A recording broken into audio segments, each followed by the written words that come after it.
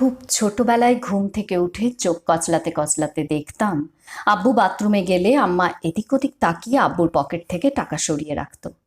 চোখ বড় বড় করে যখন আম্মাকে বলতাম, আম্মা তুমি কি আব্বুর পকেট থেকে টাকা চুরি করো, আচমকা আম্মা আটকে উঠতেন। তারপর মুখে আঙুল দিয়ে ফিসফিস করে বলতেন, চুপ চুপ, তোর আব্বু শুনতে পাবে। ব্যাপারটা আমার কাছে খারাপ লাগতো। তুমি না বলে কেন টাকা নিবা? আব্বু চাইলেই তো টাকা দেবে তোমাকে। কিন্তু সাহস করে বলতে পারতাম না। বাজার থেকে চালের বস্তা আনার পর রান্নার সময় মেপে মেপে যখন চাল দিতেন, তখন সেখান থেকে এক মুঠ চাল একটা ডিব্বার মধ্যে রাখতেন। চালের বস্তা যখন শেষ হয়ে যেত বা কোনো কারণে চাল আনতে দেরি হলে আম্মা সেই চাল রান্না করতেন। মাছ মাংসের ক্ষেত্রেও তা। আব্বু বাজার থেকে মাছ মাংস নিয়ে আসলে সেখান থেকে এক টুকরো বা দুই টুকরো তুলে রেখে দিতেন ফ্রিজে। মাংসগুলো জমে যেদিন অনেকগুলো হতো, সেই দিন আম্মা বিরিয়ানি রান্না করতেন। খাওয়ার টেবিলে বসে যখন আব্বু জিজ্ঞেস করত, কি ব্যাপার আজ বিরিয়ানি? কিন্তু আজ আমি বাজার থেকে তো মাংস আনিনি। আম্মা চোখ রাঙানি দিয়ে বলতো, এত কথা বলো কেন? রান্না করেছি, খাও। এত কিছু জিজ্ঞেস করো কেন? তারপর আব্বু কোনো কথা না বলে চুপচাপ খেয়ে উঠে চলে যেত। ঈদের সময় আব্বু যখন আম্মার কাছে টাকা দিত ঈদের শপিং করার জন্য, তখন আম্মা 3/1 টাকা রেখে দিত নিজের কাছে, আর 2 ভাগ টাকা দিয়ে ঈদের শপিং করত। খুব রাগ হতো তখন। ভাবতাম সব টাকা আম্মা নিজের জন্য রাখে, নিজের জন্য ভালো ভালো কাপড় কেনে। আমার সকল ধারণা ভুল প্রমাণিত হয় আমি সাবালিকা হওয়ার পর। কোনো এক বোর্ড পরীক্ষায় আমি খুব অসুস্থ হয়ে পড়লাম। ডাক্তার পরীক্ষা নিরীক্ষা করে বললেন অপারেশন করতে হবে। আব্বুরও ব্যবসা লস, টানাটানি চলছে। সেই সময় পুরো চিকিৎসার টাকা আম্মা দিল। আমি তখনও জানতাম না এই সব টাকা আম্মার। পরে অবশ্য জেনেছিলাম।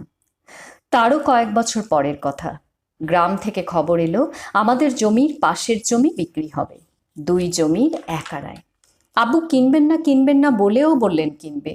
সব টাকা জোগাড় করার পরেও দেখা গেল আরও 2.5 লক্ষ টাকা শর্ট। হুট করে একসাথে এতগুলো টাকা কেউ দিতে রাজি হলো না। সেই সময় আম্মা দিল 2.5 লক্ষ টাকা। একজন 24 ঘন্টা সংসারের পেছনে ছুটে চলা নারীর 2.5 লক্ষ টাকা দেওয়া চারটিখানি কথা না। সবাই অবাক হয়েছিল, কিন্তু সবার আড়ালে হেসেছিল আব্বু। আমার জহুরির চোখ সেটা ধরে ফেলেছিল।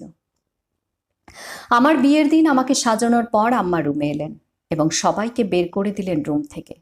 2টো বালা আমার হাতে পরিয়ে দিতে দিতে বললেন, তোমার গুণধর বাপ বহুবার ব্যবসায় লস খাইছে, তার খেসারত দিতে হয়েছে আমাকে। প্রথমবার লস হয় তুমি ভূমিষ্ঠ হওয়ার পর। সেই সময় নিজের ধার দেনা শোধ করার জন্য আমার বহু শখের গয়নাগুলো বিক্রি করে আমি তোমাকে বুকে জড়িয়ে কান্না করেছিলাম। টানা 1 মাস আমি কথা বলি নাই তোমার বাপের সাথে অভিমানে। এরপর ব্যবসায় যখন লাভ হলো, তার থেকেও বেশি গয়না গড়িয়ে দিয়েছে। কিন্তু সেগুলো তো আর পাইনি। ছোটবেলায় বলতে না, আম্মা তুমি কি আব্বুর পকেট থেকে চুরি করো? এই চুরির টাকায় তোমার মা অনেক কিছু করেছে। এই বুদ্ধি তোমার নানু আমায় দিয়েছেন। সংসারে মেয়েদের টাকা উড়ালে হবে না, বরং সঞ্চয়ী আর হিসেবি হতে হবে। মানুষের অবস্থান কই থেকে কই চলে যায় বলা তো যায় না। সংসার কিন্তু মেয়েরাই ধরে রাখে। একটা সংসারে উন্নতি আর অবনতি মেয়েদের উপরেই নির্ভর করে। আশা করি তুমিও আমার মতো হবে। এক বর্ষামুখ সন্ধ্যায় আব্বুর সাথে বারান্দায় বসে শ্বশুরবাড়ির গল্প করছি, আর আম্মা রান্নাঘরে খিচুড়ি রান্না করছেন।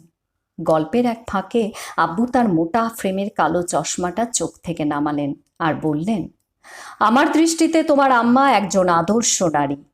ব্যবসায়ী খাতে অভিজ্ঞ হওয়ার পরও অসতর্কতার জন্য আমি বহুবার লস খেয়েছি। তোমার আম্মা আমাকে ততবারই সাপোর্ট করেছেন। টানাটানির দিনও গেছে আমাদের। তখন তুমি খুব ছোট। অন্য সব নারী হলে অভাব দেখে দৌড়ে পালাতো, কিন্তু সে আমাকে মেন্টালি সাপোর্ট করে গেছে।